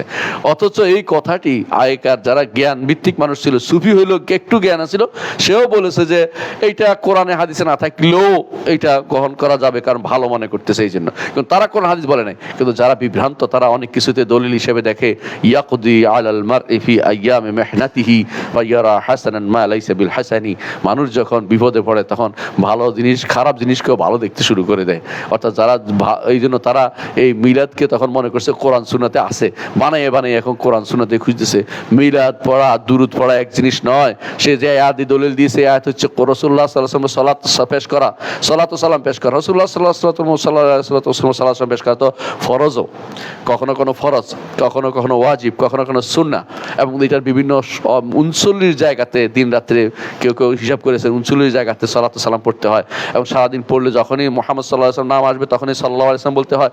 কিন্তু তাই বলে এটার দ্বারা আপনি যেই পদ্ধতি মিলাদ আবিষ্কার করেছেন তাতেও এর সাথে সম্পৃক্ততা নেই। এটার বিরোধিতা করা তো ফরজ। প্রত্যেকটি ইমানদারের দায়িত্ব হচ্ছে বেদাতকে প্রতিরোধ করা। বেদাতকে কখনো প্রশ্রয় দেয় ইমানদার করতে পারে, কষ্ট দিতে পারে না। আল্লাহ কুল্লি হাল যেটা বলতে চাচ্ছিলাম, এদের মধ্যে তৃতীয় গোষ্ঠী যারা আছে তারা আল্লাহ সম্পর্কে মনে করে যে আল্লাহ তাআলার ভিতরে সৃষ্টি ঢুকতে পারে। এদের মধ্যে কেউ কেউ এটা নাম দিয়েছে বেসাল শরীফ, মিলন। মিলন মিলন কত দিনে হবে গান গায় কেউ কেউ। আবার কেউ কেউ আছে এটাকে নাম দিছে খসরোজ শরীফ, আনন্দ উৎসবের দিন। কেউ কেউ নাম দিছে বিয়ের দিন, ওরস, বিয়ে ওরস পালন করে, আবার প্রতি বছর বছর ওরস পালন করে। এগুলি সবই হচ্ছে এই বিভ্রান্তির পথ যেগুলি সুফিবাদ তৈরি করে দিয়েছে। এগুলি ইসলামের সাথে কোনো সম্পর্ক নেই।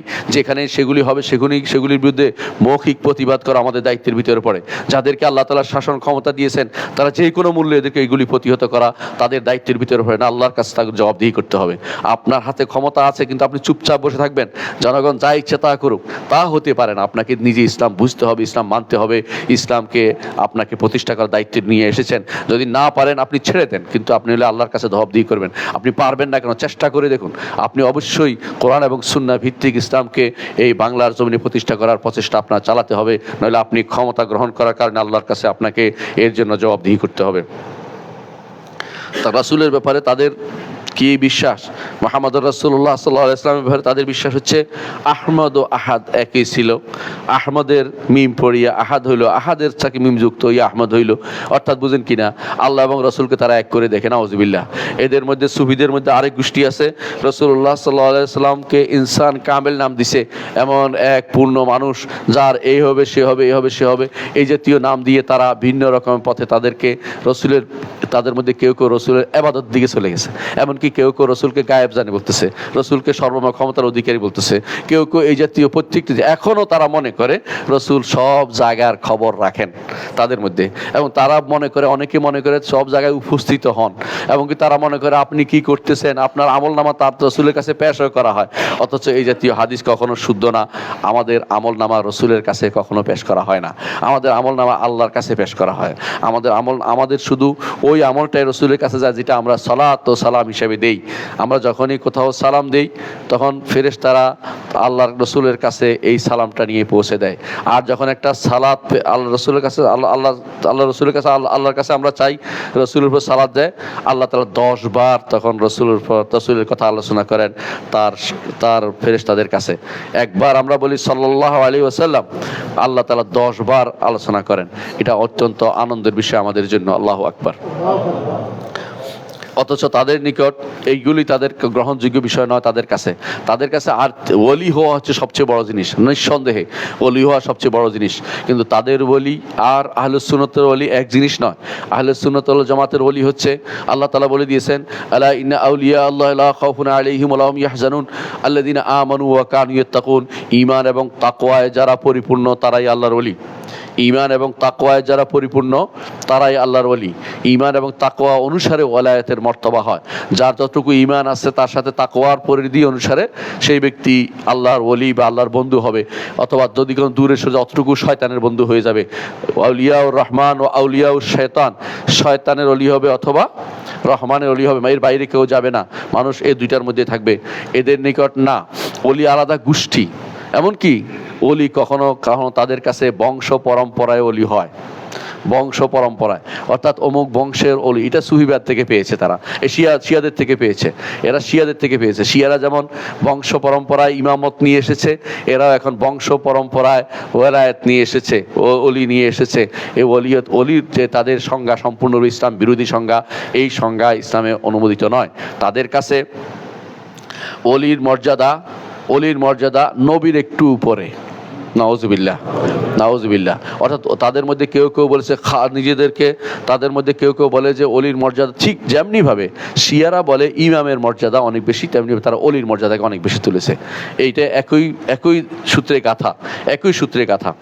তাদের অলিদের মধ্যে একদল নাম থাকে গাউস। গাউস হচ্ছে মহা উদ্ধারকারী, গাউস তো মহা উদ্ধারকারী। অথচ মহা উদ্ধারকারী হচ্ছে মুশরিক। যে ব্যক্তি আল্লাহ ছাড়া অন্য কাউকে মহা উদ্ধারকারী মনে করবে সে ব্যক্তি শিরিককারী, এবং যাকে নিয়ে বলছে সে যদি রাজি থাকে সে ব্যক্তি তাগুত, কারণ সে বলতে পারে না যে আমি মহা উদ্ধারকারী। এই জন্য মহা উদ্ধারকারী বলা ইসলামে অবৈধ, অনুমোদিত নয়। এই জন্য গাউস এই নামটি আল্লাহ ছাড়া কারোর জন্য ব্যবহার করা জায়েজ নেই। এর সাথে যদি যুক্ত হয় গাউসুস সাকালাইন, গাউসে আদম, গাউসে সমদানি, এই জাতীয় জিনিস যদি কোনো কেউ যুক্ত করে তাহলে সেই ব্যক্তি কত বড় মুশরিক একটু চিন্তা করে দেখুন। অথচ আমাদের দেশে রাস্তার নাম করা হয় এইভাবে, মসজিদের নাম করা হচ্ছে এইভাবে। আপনাকে বুঝেন কত বড় শিরকের ভিতরে তারা লিপ্ত রয়েছে। আবার তাদের আছে আওতাদ আরবা, জগতের চার কোনায় চারটা পিলারের মতো মানুষ বসে আছে, এরা আল্লাহর ওলি। চার কোনায় কোন কোনায় আল্লাহ জানে, তারা বলতে পারে শুধুমাত্র। এদের নাম দিচ্ছে ওয়াতাদ, আওতাদ আল আরবা। আর তাদের 7 জন কুতুব আছে, 7 জন কুতুব আছে, অর্থাৎ 7টা প্রদেশ তারা পাইছে তখনকার সময়। এই জন্য বলছে সব প্রদেশে একজন করে, প্রদেশ মানে ইকলিম বলা হয়, যেমন আমরা মহাদেশ বলি, 7 মহাদেশ। এই জন্য তারা 7 মহাদেশে 7 জন কুতুব আছে। তারা যদি জানতো যে আরেকটা মহাদেশ বের হয়ে যাবে কোনোদিন, তাহলে হয়তো বলতো যে 8টাও কুতুব লাগবে, তারা তখন জানতে পারেনি, এই জন্য বলতে পারেনি। তাদের নিকট কুতুব হচ্ছে 7 জন। তাদের কথায় কথায় কুতুবে রব্বানি দেখবেন যে লেখছে, অথবা আকতাব, তাদের গল্পের মধ্যে সেটা থাকে। দুর্ভাগ্যবশত দেওবন্দি বলেন আর বেরলভী বলেন, সবার কাছে কুতুব আছে, সবার কাছে কুতুবের গল্প শেষ নাই। প্রত্যেকেই দেখবেন যে এই জাতীয় কুতুবের আলোচনা করেই যাচ্ছে, কুতুবে অমুক হয়েছে, অমুকের খলিফা অমুক, এই জাতীয় জিনিসগুলি সবই হচ্ছে বিভ্রান্তি। কেউ কারো খলিফা, কেউ না। খলিফা কাপড় সিলায়, খলিফা কোনোদিন এই দিনের কাজ করে না। খলিফা হচ্ছে যারা, খলিফার মূল হচ্ছে যারা একজন চলে যাবে আরেকজন তার জায়গা দখল করবে।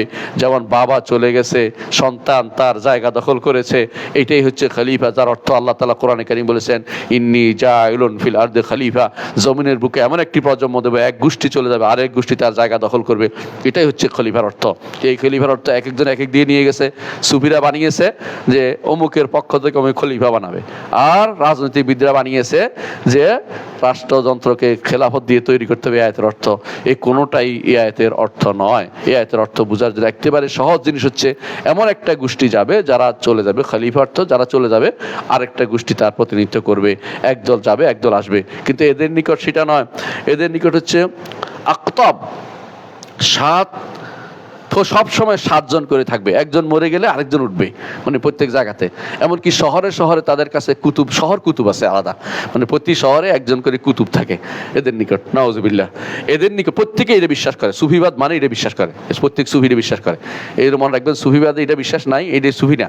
অত বুঝলেন সে সুফিবাদী আসলে জানে না সুফিবাদ মানে এটা বিশ্বাস করে। সুফিবাদের মধ্যে আরেক গোষ্ঠী, তাদের আরেক বিশ্বাস হচ্ছে যে নুজাবা আছে, 7 জন নজিব আছে। নজিব কারা কাজ কি, যে যদি কোনো তাদের মুফতিরা কোনো ভুল করে তারা শুদ্ধ করে দেয়, তারা আটকে গেলে তাদেরকে খোঁজ খবর রাখে, এই জাতীয় নুজাবা বলে এদেরকে। আবার আফরাদ আছে, একক ব্যক্তিরা ঘুরে বেড়ায়, যে কোনো সুফির কোনো সমস্যা হলে সুফির সহযোগিতার জন্য ঘুরে বেড়াচ্ছে, এই জন্য তারা অন্ধকারে ডাকে, অমুক আমাকে, অন্ধকারের লোক কারা আছে, আমাকে এখানে কারা সাহায্য করে, এগুলি সব তারা ধারণা করে একটা রাজত্ব। তারা আল্লাহর রাজত্বকে ভাগ করে গাউস, ওয়াতাদ, আকতাব, নুজাবা এদেরকে, আফরাদকে দিয়ে দিয়েছে। অথচ প্রত্যেকটা শিরক। আল্লাহর রাষ্ট্র পরিচালনায়, আল্লাহর জগৎ পরিচালনায় আল্লাহর কোনো সাহায্যকারী লাগে না, আল্লাহর কোনো অংশীদার লাগে না। আল্লাহ কোরআনে কারিমে স্পষ্ট ঘোষণা করেছেন, 1-2 জায়গায় নয়, সেভারাল জায়গাতে বলেছেন তার রাষ্ট্র পরিচালনায় কারো কোনো সাহায্যের প্রয়োজন হয় না। ওয়ালাম ইয়াকুল্লাহু ওয়ালিয়্যুম মিনাদ-দুল্লি, তিনি বলেছেন যে তার কোনো এগুলির জন্য ওলিও লাগে না, যে ওলি দ্বারা তিনি এটা সারা উদ্ধার করবেন, এটা দ্বারা উদ্ধার করবেন, এমন কিছু তার প্রয়োজন হয় না। তাদের এক গোষ্ঠী বানিয়েছে খাতেমুল আউলিয়া বানাইছে। খাতেমুন নবিয়্যিন যেমন আমাদের আছে, খাতেমুন নবিয়্যিনকে মুহাম্মদুর রাসূলুল্লাহ সাল্লাল্লাহু আলাইহি ওয়াসাল্লাম, তারা ঠিক এর বিপরীতে আর করেছে খাতেমুল আউলিয়া। এবং তাদের মধ্যে কেউ কেউ বলছে খাতেমুল আউলিয়া এর মর্যাদা অনেক বেশি। নবীরা তো তাদের কাছে ওয়াহি আসে আল্লাহর পক্ষ থেকে, জিবরিলের মাধ্যমে, আর খাতেমুল আউলিয়া সরাসরি আল্লাহর কোথায় রাখছে ওইখান থেকে নিয়ে নেয়। নাউজুবিল্লাহ। অর্থাৎ তাদের জন্য মাধ্যম লাগে না, এই জন্য খাতেমুল আউলিয়ার মর্যাদা তাদের কাছে অনেক বেশি। এই খাতেমুল আউলিয়ার মধ্যে তারা প্রথমে দাবি করছে হাকিম তিরমিজি, তারপরে সে চলে যাওয়ার পরে একজন আসছে, ইবনে আরবির কথা বলছিলাম, ইবনে আরবি সে মনে করলো যে আমি তো হেরে যাচ্ছি, তা বলে যে আমি খাতেমুল আউলিয়া, মানে পরে আরেকজন খাতেমুল আউলিয়া হয়ে গেছে। এরপরে মিরগেনি মিশর ইয়াতে আসছে, এই সুদানে, সে বলে যে আমি খাতেমুল আউলিয়া। এরপর আহমদ তিজানি ফেরকার লোকেরা, যেটা আফ্রিকাতে খুব প্রসিদ্ধ, ওরা বলে যে আমি খাতেমুল আউলিয়া। ঠিক অনুরূপভাবে আমাদের দেশে কাদেরি যারা আছে, কাদেরি তরিকার লোকেরা, তারা তো আব্দুল কাদের জিলানীকে খাতেমুল আউলিয়া বলে, আবার অন্যদেরকেও খাতেমুল আউলিয়া শেষে হয় না। খাতেমুল আউলিয়া অর্থ শেষ অলি হওয়ার কথা, কিন্তু অলিগিরিয়া শেষ না। শেষ যদি হয়ে যায় তো ভালো থাকতাম আমরা, আলহামদুলিল্লাহ, কিন্তু শেষে হয় না, ওইটা সবসময় চলমান প্রক্রিয়া। প্রত্যেকে দাবি করে তিনি খাতেমুল আউলিয়া। তাদের বিশ্বাসের একটা হচ্ছে কাশফ, তাদের কাছে তাদের 4 নম্বর যে বিশ্বাসের সমস্যা, তাদের হচ্ছে কাশফ করতে হলো তাদের কাছে সব কিছু খুলে যায়। পীরের কাছে আপনার অন্তরে সব তিনি দেখতে পায়, কাশফ হয়ে গেছে। এই জাতীয় বিশ্বাস করা সম্পূর্ণরূপে শিরিক ছাড়া কিছুই নয়, কারণ গায়েবের মালিক একমাত্র আমার রব্বুল আলামিন ছাড়া কেউ নয়।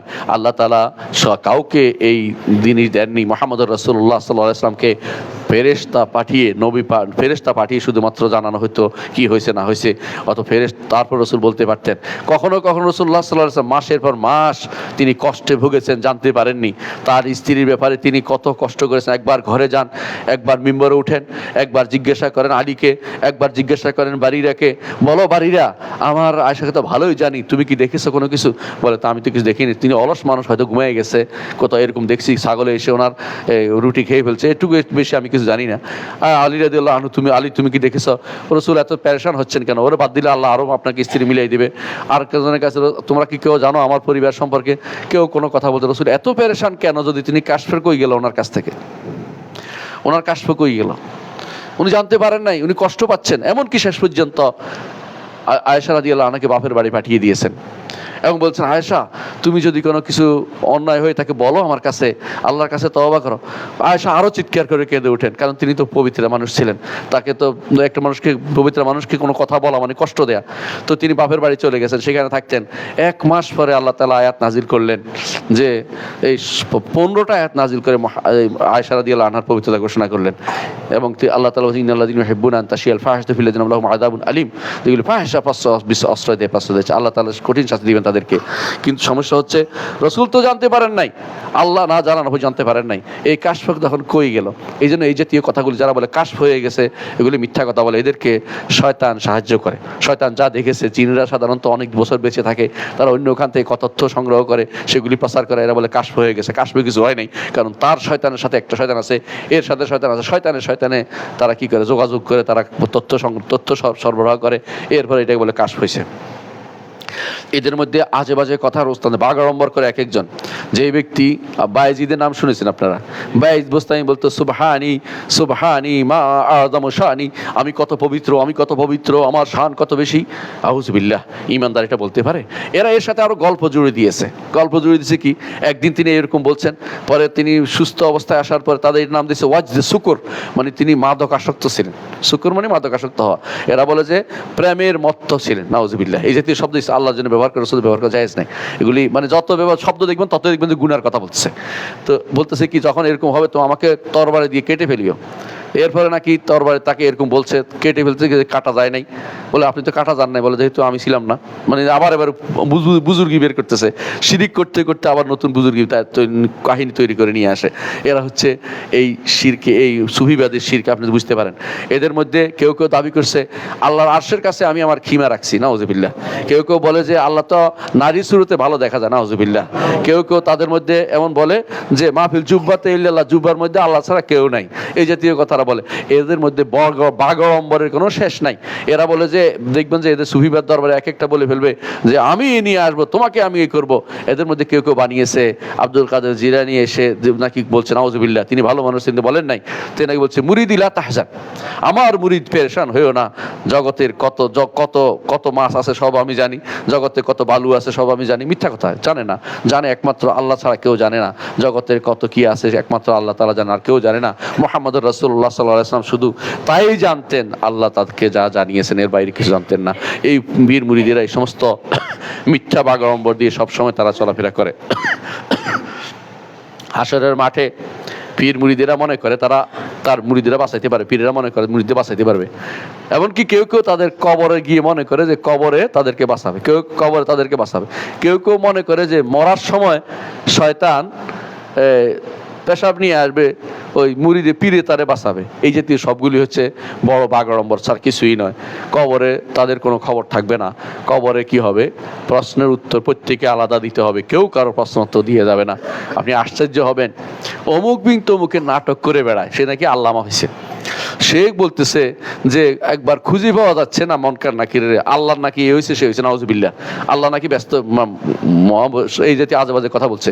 তারা বলতেছে পরে খুঁজে পাওয়া গেল, আবার যাও, আল্লাহ আবার পাঠাইছে, খুঁজে পাইছে যে আব্দুল কাদের জিলানী পিঠ মোড়া করে বাঁধতে রাখছে মনকার নাকিরে। এই কথা যে ব্যক্তি বলবে ইমান আছে? আপনারা বলুন, আমি কিচ্ছু বলবো না। কোথায় কি আল্লাহও জানেন, আল্লাহ খুঁজতে পাঠাইছে। এই জাতীয় কথাবার্তা বললে কি অবস্থা হবে? কেউ যেটা বলে ইমান থাকবে তার? এই জাতীয় মানুষগুলো এখন আল্লামা হয়ে গেছে, নাটকও করে, এবং আপনাদের কাছে বিশেষ গ্রহণযোগ্য ব্যক্তিত্ব হয়েছে এরা। অমুক বিন তমুকেরা এই কাজ করে বেড়ায়। আপনাদের বোঝা উচিত যে এগুলো হচ্ছে আল্লাহর দিনের শত্রু। এরা জাহেলে মোরাক্কাব, দিন সাথে তারা সম্পূর্ণ অজ্ঞ। এরা বাগাড়ম্বর করে বেড়ায়, সবাই বাগাড়ম্বর করে বেড়ায়। এবং কি কেউ কেউ মনে করে বাগদাদ শরীফের মূল্যে আলাদা হবে না, কেউ কেউ মূল্যে সৃষ্টিয়া তরিকার মূল্যে আলাদা হইব না। এত সোজা জিনিস যে আল্লাহর ইবাদত করবে সেই ব্যক্তি, যে ব্যক্তি আল্লাহর ইবাদত করে মৃত্যু পর্যন্ত ইবাদত করে যেতে হবে, নইলে ইবাদত আযাব বন্ধ হওয়ার কোনো কারণ নাই। তাদের কাছে কেউ কেউ, আমি শেষ করবো ইনশাআল্লাহ, তাদের কাছে কেউ কেউ মনে করে যে তাকলিফ, অর্থাৎ ইবাদত একটা পর্যায়ে পর্যন্ত করে যখন সে বুঝতে পারে না, মানে সে কি বুঝতে পারে না, নিজেকে চিনতে পেরেছে, সেই ব্যক্তি আর ইবাদত লাগবে না, কারণ সে তো আল্লাহকে চিনছে, নিজেকে চিনছে, অর্থাৎ একই হয়ে গেছে এখন। হ্যাঁ, নাহনু কেলা না হালাল না রুহা না বাদানা, তারা কবিতা বানাইছে, আমরা দুইজনে এক রুহেতে আবিষ্কার, এক রুহ এবং এক বদনে ঢুকে গেছি, এখন আর আমাদের কার ইবাদত করবো? এবং তারা বলে ওমান আহ, আমি কার ইবাদত করবো, আমি তো সেই, তো এনার ইবাদত করে না। এমনকি ইবনে সাবিন একদিন রওনা হয়েছে তার ছাত্রদের নিয়ে, তো মরা কুকুর একটা দেখে তার ছাত্র বলতেছে যে ওস্তাদজি এইটাও কি সেই? তুই ওইটা দেখলি কোথায়, ও দুইটা দেখলি কোথায়, ওইটা প্রশ্ন করেছো তো এইটা তো তুই বিপদে পড়ছে, মানে তুই তো এখন পর্যন্ত তোর ইমান ঠিক হয় নাই, ওইটা দেখছস, এইটার তোর জন্য তুই তো এখনো ওয়াহদাতুল উলূহিয়্যাহ বিশ্বাসী হাকিকতে বুঝতে পারিস নাই, মানে তুই আর ওই একই দেখবি। হ্যাঁ, পাক ভারতীয় এক বড় লেখক আছে, যার নাম বলতে চাচ্ছি না, থানাবনের লেখক, থানবী তাকে বলা হয়, একজন ব্যক্তি আর কি, নাম বলতে চাচ্ছি না। তিনি লিখছেন, জিজ্ঞাসা করছে যে তাহলে মিষ্টি আর পায়খানা একজন রাখা আছে, তো কিভাবে এখন এক যদি ওয়াহদাতুল উলূহিয়্যাহ দেয় তাহলে কিভাবে খাবে দুইটাকে? তো একজন এসে বলতেছে তাহলে এটা করবে কি, প্রথমে সে মানুষ হয়ে মিষ্টিটা খাবে, এরপর কুকুর হইয়া ময়লাটা খাবে। তো তখন তিনি বলতেছেন, হুজুর বলতেছেন যে হুজুরের কথা বলছে, হুজুর বলতেছেন না, এটা ভুল বলছে, দুইটা একই জিনিস, দুইটাকে আবার দুই রকম হইতে হবে কেন? সে এখন পর্যন্ত হাকিকতে পৌঁছতে পারে নাই বলে দুই রকম উত্তর দিছে। হাকিকতে পৌঁছলে তার কাছে এটা ওইটা সমান হয়ে যাবে, নাউজুবিল্লাহ। এই হচ্ছে এই তো সুফিবাদের সচরাচর, এখানে গেলে পথভ্রষ্ট ছাড়া কিছুই নাই। এদের নিকট এই জায়গায় গেলে আর কোনো তাকলিফ নাই। এই জন্য কাপড় চোপড় খুলে ল্যাংটা ল্যাংটা হাঁটে, রাস্তা রাস্তা হাঁটে, কত উনি পৌঁছে গেছে। এইগুলো সুফিবাদের এই তরিকায় পৌঁছে গেলে আর কিছু নাই। তাদের সুফি জিকিরের কথা আপনাদেরকে বলেছি। তাদের নাচ দেখছেন আপনারা, এখন ইন্টারনেটে দেখবেন যারা কিভাবে নাচে, মেয়েদের মতো নাচতেছে পুরুষ মানুষ, লজ্জা সরম কিছু নাই। দেখবেন যে নাচতেছে, কেউ হই হুল্লোড় পড়তেছে, কেউ লাফাইতেছে, কেউ মাথা করতেছে। এগুলি কোন ইসলাম? এগুলো তো ইসলামকে অপমাননা করতেছে। এরা নিজেরা গুনার কাজ করতেছে, কুফরি করতেছে, অনেক সময় শিরকি করতেছে, অনেক সময় বেদাত করতেছে, অনেক সময় ঘুরতেছে, এই অপকর্ম করে বেড়াচ্ছে। আর নাম দিচ্ছে যে সুফি, তুর্কি নাচ বলে, সুফিতে তুর্কি সুফিদের নাচ, এটা নাকি জগৎ বিখ্যাত। এটা তো ইউরোপিয়ানরা খুব খুশি হয়ে দেখায়, এরকম কিছু করলে তাদেরকে দাওয়াতও দেয় যে আমাদের এখানে এগুলো করে দেখান, কারণ তারা এগুলিতে খুশি হয়। ইসলামকে এইরকম করতে পারলে, বানাই ফেলতে পারলে, ইসলামকে বানাবে একটা পাগল ছাগল হিসাবে, সিম্বল বানাতে তারা খুব পছন্দ করে। এদের মধ্যে আরেকটি জিনিস হচ্ছে কারামাত। এই কারামাতের কথা আর বলেন না, যদি বলতে যাই তো আশ্চর্য 2 দিন লাগবে আপনাদের, শুধু এক সংক্ষেপে বলতেছি। তাদের কারামতের বইতে উল্লেখ আছে, অমুকে নামাজ পড়তো না, মিন কারামাতি আন্নাহু কানা লা ইউসাল্লি। অমুক কারামত হচ্ছে তিনি নামাজ পড়তেন না। অমুকের কারামত হচ্ছে এইটা যে তিনি চুরি করতেন, ওমরের কারামত হচ্ছে এটা, তিনি মিম্বরের উপরে উঠে বড় বড় বড় শব্দ ছাড়তেন, বুঝছেন তো, পিছন দিক থেকে। এরপরে আর বলতেন যে কেমন হইলো, নাউজুবিল্লাহ, এগুলি বলে কারামত। যদি বিশ্বাস না আপনি পড়ে দেখেন, আমি একটাও বানাই বলছেন না, কোথেকে জানবো, এগুলি ওখান থেকে পড়ে পড়তেছি। জামে কারামতুল আউলিয়া নাভানি, এর পড়লে আপনি আশ্চর্য হবেন যে কারামতুল আউলিয়া, ওলিয়া আল্লাহদের কারামত জমা করছে এটার ভিতরে। যদি এগুলি যদি কারামত হয়, তো কারামত কিছু কোনো কিছু নাই। কারামত ইসলামী দুই কারণে হয়, মনে রাখবেন।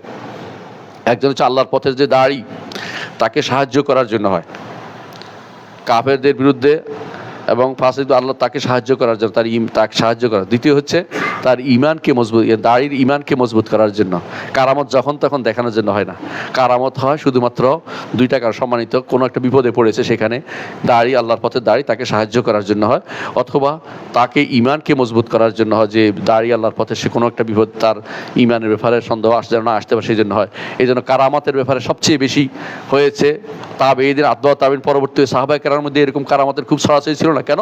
তাদের ইমানের কোনো মজবুত দুর্বলতা ছিল না। কারামত দিয়ে শক্তিশালী করা হয়, কারামত কারামত দিয়ে শক্তিশালী করার দরকার ছিল না তাদের। তার রাসূলুল্লাহ সাল্লাল্লাহু আলাইহি ওয়াসাল্লাম যা বলেছেন তা সিদ্দিকিন পর্যায়ের মানুষ দেখেই বুঝেছেন হক কোনটা, তাদের জন্য আর বাড়তি কিছু লাগে নাই। আলা কুল্লি হাল, আমরা সংক্ষেপ করছি এই জন্য যে এই গোষ্ঠীটা লম্বা আলোচনা করলে কয়েকদিন করা যাবে। শুধু এটাই বোঝা দরকার যে এরাও পথভ্রষ্ট, এদের থেকেও আমাদের ঈমান বাঁচাতে হবে। এদের পাল্লা একবার পড়ে গেলে আপনার ঈমান নষ্ট করার কোনো জায়গার দরকার নাই, এরাই আপনার ঈমানকে বিনষ্ট করে দিবে। আকুলু কাউলি হাযা ওয়া আস্তাগফিরুল্লাহ লি ওয়া লাকুম ওয়া লিসাইরিল মুসলিমিন ফাস্তাগফিরু ইন্নাহু হুয়াল গাফুরুর রাহিম।